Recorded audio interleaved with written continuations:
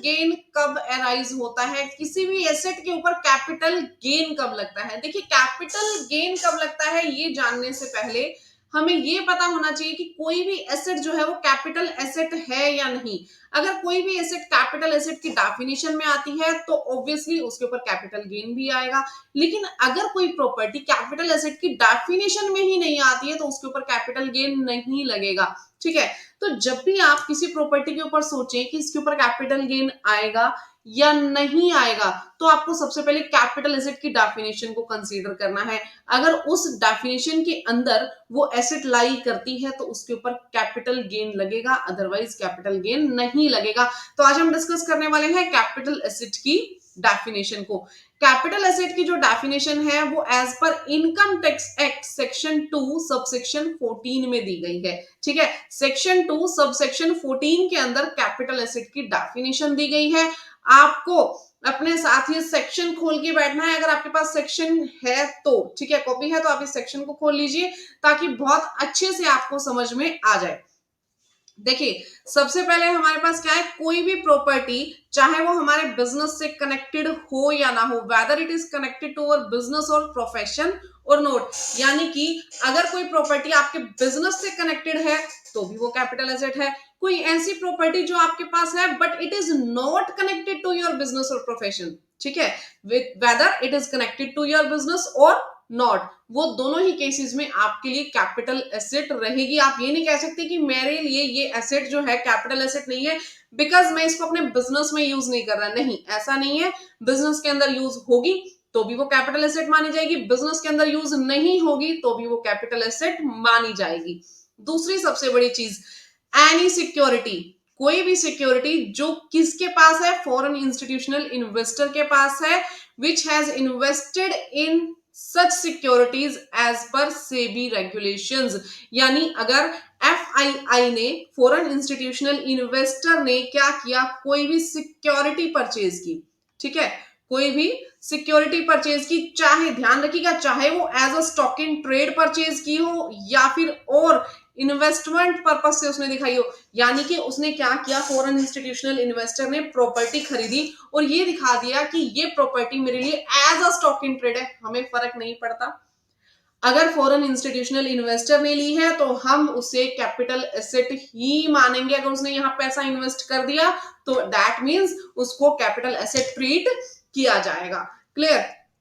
Next जो हमारे पास एक बहुत बड़ी अमेंडमेंट आई है उसको मैं कंसीडर करूंगी यहाँ पे।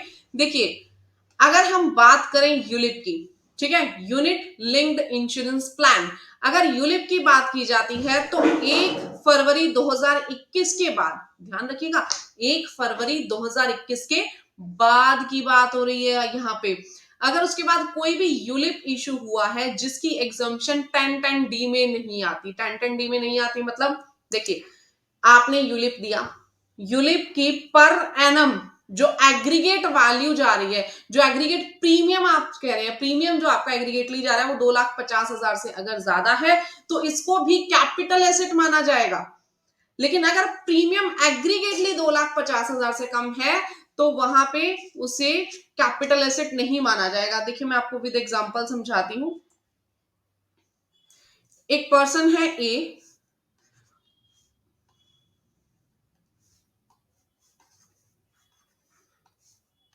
एक पर्सन है ए, इसने यूलिप परचेज किया, the value of ULIP was for example 1,50,000, value of aggregate जो वैल्यू वो पे कर रहा है यूलिप की वो कितनी है, 1,50,000। तो इस केस में हम उसे कैपिटल एसेट नहीं मानेंगे क्योंकि एग्रीगेटली ड्यूरिंग द ईयर जो इसने पैसा पे किया वो कितना था, 1,50,000 रुपीज, इसे आपने कैपिटल एसेट नहीं मानना। बट अगर ये जो ए है, ए पर्सन ने एक और यूलिप परचेज किया, इसी पर्सन ने एक और यूलिप परचेज किया एंड द वैल्यू वाज 1,20,000, ठीक है, एक ये 1 था, यहाँ पे इसने एक और जगह इन्वेस्टमेंट कर दी, इसने कितना ले लिया, 1,20,000, तो ड्यूरिंग द ईयर इसने कितना पे किया, 2,70,000 which was greater than 2,50,000 rupees, यानी ड्यूरिंग द ईयर, जरूरी नहीं है एक ही यूलिप में आपने 2,50,000 से ज्यादा रुपए लगाए हो, एक यूलिप में या एग्रीगेटली 2 या 2 से ज्यादा यूलिप में भी अगर आपने ड्यूरिंग द ईयर 2,50,000 से ज्यादा पैसा खर्च किया तो वो हमारे पास क्या आ जाएगा, वो जो 2,50,000 से ज्यादा जो आपने खर्च किया वो कैपिटल एसेट माना जाएगा, यानी यूलिप के ऊपर भी कैपिटल गेन कैलकुलेट होगा। लेकिन ध्यान रखिएगा, वो जो पैसा लगाया गया, जो एग्रीगेट वैल्यू आपने देखनी है 1 फरवरी 2021 के बाद देखनी है। अगर पहले का वो पैसा इन्वेस्ट आपने किया हुआ है तो उसके ऊपर कैपिटल गेन अराइज नहीं होगा, इस चीज का आपने ध्यान रखना है। Clear everyone? नाउ ये सारा आप इसके बाद रीड कर सकते हैं। अगर किसी भी साल में जो पैसा है वो 2,50,000 से कम था तो वो कैपिटल एसेट की डेफिनेशन में नहीं आएगा, लेकिन जब भी पैसा 2,50,000 से ज्यादा एग्रीगेटली ड्यूरिंग द ईयर पे किया गया वो कैपिटल एसेट की डेफिनेशन में आएगा और कैपिटल गेन भी कैलकुलेट होगा। क्लियर? नाउ आगे हम देखेंगे, जो मैंने फर्स्ट डेफिनेशन आप लोगों को बताई, ये जो मैंने फर्स्ट डेफिनेशन आप लोगों को बताई, इसमें आपको कुछ एक एक्सक्लूजन्स दिए गए हैं। यानी कि मैंने बताया था कि कोई भी एसेट हो, चाहे वो बिजनेस में यूज हो या ना हो, आपको उसके ऊपर कैपिटल गेन, कैपिटल एसेट जो है उसको कंसीडर करना है। Note capital gain, capital gain लगेगा या नहीं लगेगा वो हम बाद में देखेंगे, ठीक है। लेकिन इसमें कुछ एक चीजें इन्वॉल्व नहीं होती। फर्स्ट वन मैं बात करूं stock in trade, first one अगर मैं बात करूं तो स्टॉक इन ट्रेड, यानी कि जो आपका स्टॉक है बिजनेस के अंदर, जिस स्टॉक की आप ट्रेडिंग कर रहे हैं, जिस स्टॉक की आप ट्रेडिंग कर रहे हैं, जिस स्टॉक को बेच रहे हैं, खरीद रहे हैं, जिसके अंदर ट्रेडिंग कर रहे हैं, वो स्टॉक आपका कैपिटल एसेट नहीं माना जाएगा। वो आपका जो रॉ मटेरियल है, फिनिश्ड गुड्स है, कंज्यूमेबल स्टोर्स है, उसको आप कैपिटल एसेट नहीं मानेंगे। Clear everyone? Next, personal effects को मैं सबसे लास्ट में लेती हूँ, उससे पहले हम ये छोटी छोटी चीजें कर लेते हैं। पर्सनल इफेक्ट्स क्योंकि बहुत ज्यादा इंपॉर्टेंट है, ठीक है, इसको मैं लास्ट में लेती हूँ और ये थोड़ा टाइम कंज्यूमिंग भी है। नेक्स्ट हम देखेंगे रूरल एग्रीकल्चरल लैंड। देखिए रूरल एग्रीकल्चरल लैंड जो अगर है, अगर वो कैपिटल एसेट की डेफिनेशन में नहीं आती, rural agricultural land is not a part of capital asset, उसे हम कैपिटल एसेट नहीं मानेंगे। दैट मीन्स, इसको मैं अगर थोड़ा सा और आगे लेके जाऊं तो अर्बन एग्रीकल्चरल लैंड की अगर हम बात करें, रूरल एग्रीकल्चरल लैंड यहाँ पे क्या लिखा है, it will not be the part of capital asset but urban agricultural land will be the part of capital asset. Urban agricultural land को कैपिटल एसेट माना जाएगा। अब बात करें कि आप पूछेंगे मैम रूरल एग्रीकल्चरल लैंड है या अर्बन एग्रीकल्चरल लैंड है, इसका पता कैसे चलेगा? यानी कोई भी लैंड जो है वो रूरल एग्रीकल्चरल लैंड है या अर्बन एग्रीकल्चरल लैंड है, इसके बारे में कैसे पता चलेगा? इसके लिए मैंने एक सेपरेट वीडियो बनाई हुई है, उसका लिंक मैं डिस्क्रिप्शन बॉक्स में डाल दूंगी, ठीक है, वो आप देख लीजिएगा। नेक्स्ट अगर हम बात करें, अगर आपके पास ये गोल्ड बॉन्ड्स हैं, 6:1/2% वाले गोल्ड बॉन्ड्स हैं, 7% वाले गोल्ड बॉन्ड्स हैं, ठीक है, नेशनल डिफेंस गोल्ड बॉन्ड है, अगर आपके पास इनमें से कोई भी बॉन्ड है तो उसको आप एक्सक्लूड कर देना।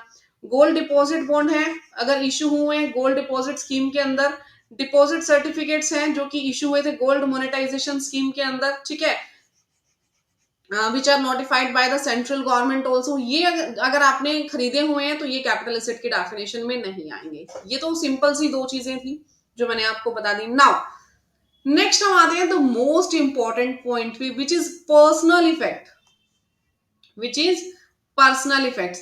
अब आप बोलोगे मैम पर्सनल इफेक्ट्स मतलब, पर्सनल इफेक्ट्स मतलब जो चीजें आपने अपने बिजनेस के लिए नहीं ली थी, ध्यान से सुनिए, जो चीजें आपने अपने बिजनेस के लिए नहीं ली थी, अपने पर्सनल यूज के लिए ली थी, उसके ऊपर उसको हम कैपिटल एसेट नहीं मानेंगे। अब आप बोलोगे मैम कंफ्यूज क्यों कर रहे हो, अभी ऊपर आपने कहा weather it is purchased for business और नॉट, अभी आपने फर्स्ट पॉइंट में हमें बोला था कि प्रॉपर्टी चाहे बिजनेस में यूज हो ना हो आप उसे कैपिटल एसेट मानोगे। ध्यान से मेरी बात सुनिए, मैंने आपको सबसे पहले क्या बताया, चाहे वो बिजनेस के लिए यूज हो या ना हो उसे हम कैपिटल एसेट मानेंगे। और अब मैम आप ये कह रहे हो कि पर्सनल इफेक्ट्स को कैपिटल एसेट लेना ही नहीं है, तो सीधे सीधे पहले कह देते कि अगर बिजनेस के लिए यूज की तो कैपिटल एसेट है वरना नहीं है। नहीं नहीं नहीं नहीं नहीं नहीं नहीं, ऐसा नहीं है। ध्यान से मेरी बात सुनो, जो मैंने पहले बताया था वो भी ठीक है, जो अब बता रही हूँ वो भी ठीक है। यहाँ पे क्या है, यहाँ पे कौन से पर्सनल इफेक्ट एक्सक्लूड होने हैं उसकी बात हो रही है। ऊपर मैंने बताया कि ध्यान से फिर से सुनेंगे, सबसे पहले मैंने बताया सभी एसेट्स चाहे वो बिजनेस के लिए यूज हो या ना हो they will be treated as capital assets, लेकिन उसमें से कुछ एक पर्सनल इफेक्ट्स आपको एक्सक्लूड कर देने हैं। लेकिन आपको उसमें से पर्सनल इफेक्ट्स एक्सक्लूड कर देने, कौन कौन से एक्सक्लूड करने ये भी तो सुनो। देखो यहाँ पे पर्सनल इफेक्ट का मीनिंग बताया हुआ, क्या बताया हुआ, it means, personal effect means what, movable property, personal effect means movable property, यानी जो प्रॉपर्टी मूव होती है, सबसे पहली बात ये याद रखना, यानी इमूवेबल प्रॉपर्टी कभी भी पर्सनल इफेक्ट्स में नहीं आएगी। ठीक है, देखो सबसे पहले ये बात समझो, लैंड और बिल्डिंग, लैंड बिल्डिंग क्या है मेरे पास, इमूवेबल प्रॉपर्टी है, यानी that will always be a capital asset. ठीक है, क्योंकि वो इमूवेबल प्रॉपर्टी है। लैंड, एग्रीकल्चरल लैंड या कोई भी लैंड हो, वो क्या है, इमूवेबल प्रॉपर्टी है। बात समझ में आ गई? तो यानी वो तो कभी पर्सनल इफेक्ट में आएगी नहीं, चाहे आपने खुद के लिए लैंड बिल्डिंग खरीदी हो या बिजनेस के लिए खरीदी हो, वो ऑलवेज कैपिटल एसेट ट्रीट की जाएगी।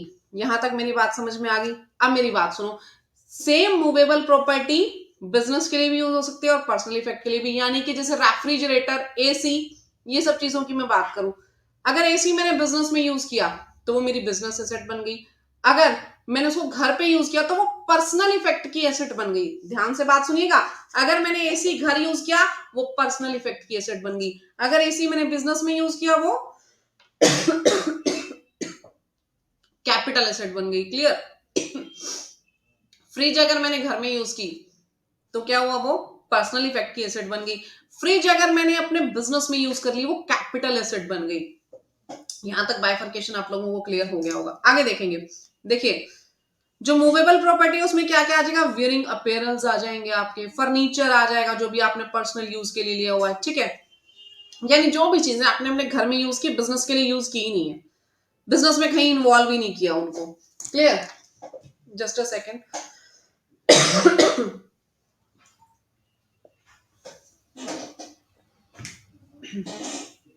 अब इसके अंदर पर्सनल इफेक्ट्स मैंने बताए कैपिटल एसेट में नहीं आएंगे, लेकिन इनमें से कुछ एक चीजों को स्पेसिफिकली एक्सक्लूड किया गया है। पर्सनल इफेक्ट्स में से कुछ चीजों को स्पेशली एक्सक्लूड किया गया है, यानी ये चीजें यूज तो हम पर्सनली कर रहे हैं, यूज तो क्या कर रहे हैं, हम पर्सनली कर रहे हैं, लेकिन फिर भी ये जो चीजें हैं ये कैपिटल एसेट मानी जाएंगी, चाहे आपने खुद के लिए यूज की हो। सबसे पहला ज्वेलरी। अब आप बोलोगे मैम ऐसा क्यों, ज्वेलरी तो मैंने खुद के पहनने के लिए ली थी, बिजनेस में यूज ही नहीं किया। ज्वेलरी मैंने खुद के पहनने के लिए की थी, घर में यूज करने के लिए की थी, आपने इसको इंक्लूड क्यों किया? देखिए क्या होता है, जब ब्लैक मनी किसी ने इन्वेस्ट करनी हो, सबसे पहले वो कहां जाएगा, इमूवेबल प्रॉपर्टी में जाएगा। ठीक है, दूसरा वो कहां जाएगा, गोल्ड के अंदर जाएगा, प्रीशियस स्टोन्स लेगा। तो ज्वेलरी के अंदर सबसे ज्यादा ब्लैक मनी कंज्यूम किया जाता है, सबसे ज्यादा ब्लैक मनी ज्वेलरी के अंदर होल्ड किया जाता था, तो इसको हटाने के लिए ज्वेलरी को पर्सनल इफेक्ट से ही हटा दिया गया। ठीक है, ज्वेलरी को पर्सनल इफेक्ट से ही हटा दिया, यानी अगर आप ज्वेलरी बेचेंगे that will always be treated as capital asset. ठीक है, मेरी बात सुनिए, मैंने बताया पर्सनल इफेक्ट्स की चीजों के ऊपर कैपिटल एसेट नहीं मानी जाएगी, उनको उनके ऊपर कैपिटल गेन नहीं आएगा, लेकिन पर्सनल इफेक्ट्स में से अब मैं ये बता रही हूं कौन कौन सी चीजें एक्सक्लूड कर दी, यानी ऐसी चीजें जो यूज तो आप पर्सनल इफेक्ट के तौर पे करते हैं, लेकिन फिर भी उसके ऊपर कैपिटल गेन जो है वो कैलकुलेट किया जाता है। तो सबसे पहला मैंने बताया ज्वेलरी, ज्वेलरी को हमेशा आप कैपिटल एसेट मानेंगे और इसके ऊपर कैपिटल गेन भी आएगा। नेक्स्ट, इसके अलावा ब्लैक मनी कहां लगा सकते हो, आर्कोलॉजिकल कलेक्शंस के ऊपर। आर्कोलॉजिकल कलेक्शंस यानी जो बहुत पुरानी पुरानी जो चीजें होती हैं, ठीक है, एंटीक पीस जिसको आप बोलते हो, एंटीक पीस वाली जो चीजें होती हैं उनके ऊपर। अब ये जो चीजें होती है ना, इनकी एक्चुअल वैल्यू का पता लगाना बहुत मुश्किल होती है, वो करोड़ों में अरबों में कितने की भी हो सकती है। ठीक है, तो इनको कभी भी पर्सनल इफेक्ट्स नहीं माना जाएगा। नेक्स्ट हम बात करें ड्राइंग्स, बहुत महंगी महंगी महंगी ड्राइंग्स होती हैं, उनके अंदर लोग अपना जो ब्लैक मनी है, ब्लैक मनी उसके ऊपर खर्च करके वो एक अपना लेकर के रखते हैं ताकि कल को उसको पैसों में कन्वर्ट किया जा सके। पेंटिंग्स, स्कल्पचर्स हो गई या कोई और any other work of art, बहुत महंगे महंगे आर्ट आते हैं, आर्कोलॉजिकल कलेक्शंस आती हैं, अगर इनके अंदर आप पैसा इन्वेस्ट करके रखते हैं तो इसको पर्सनल इफेक्ट नहीं माना जाएगा, क्या माना जाएगा, इसको कैपिटल एसेट माना जाएगा। Clear everyone?